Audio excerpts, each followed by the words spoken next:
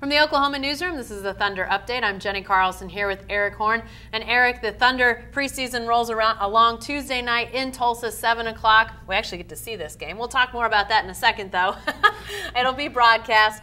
3-point defense for this team. The Mavs are the opponent on Tuesday night. Obviously a pretty good 3-point shooting team. Talk about that 3-point defense. Is there a key player to being really good defending the three for this team? A key player, I would say, would probably be Andre Roberson, just because of just the length and the defensive prowess that he brings to the court.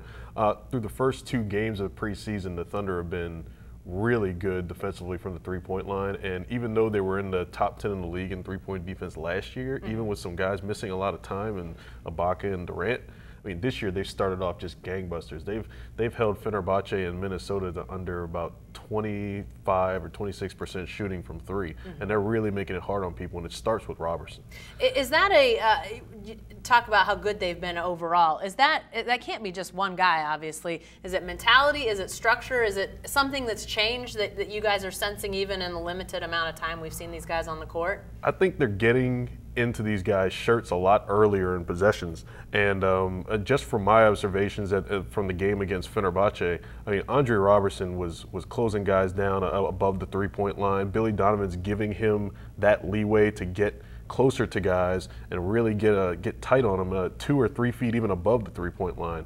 Kevin Durant's taking risks, jumping in the passing lanes, using his length. Roberson had he's averaging 3 steals in the first 2 games. So I think you're really seeing more of an aggressiveness from the Thunder in terms of getting out and defending the 3-point shot. And it's something that the players have talked about is a little bit more difficult to do because of some of the changes they made on the back end with the bigs having to drop back a little bit more in this this defense. But so far, it's paying dividends. And Fenerbahce was able to shoot a really high percentage against the Nets. Yeah. And then they turn around the next game against the Thunder and really struggled from 3. Right. Interesting stuff. I mentioned that game on Tuesday night in Tulsa will be broadcast by Fox Sports Oklahoma. TV viewers' first chance to see these guys play.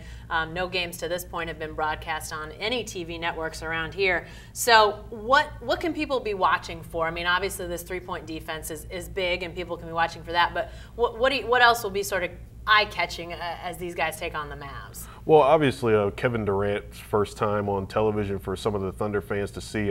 If you didn't see some of the clips on NBA.com after the game against Fenerbahce, he's doing a lot of the same things he was doing pre-injury. He looks great. He's probably going to be, again, in that 18 to 22-minute window, he and Russell Westbrook.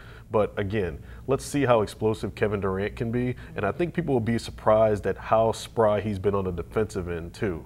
And also, Dallas has gotten off to really slow starts in their first couple of games, and the Thunder have been gangbusters out of the break in their first 2. So this game might be over by halftime if we're not careful. So you better want to tune in from 7 p.m. sharp. Get tuned in early, or you might see a bunch of third-string guys out there. It's possible. All right. Thanks, Eric. Be sure to stay with the best coverage team anywhere at newsok.com and every day in the Oklahoman.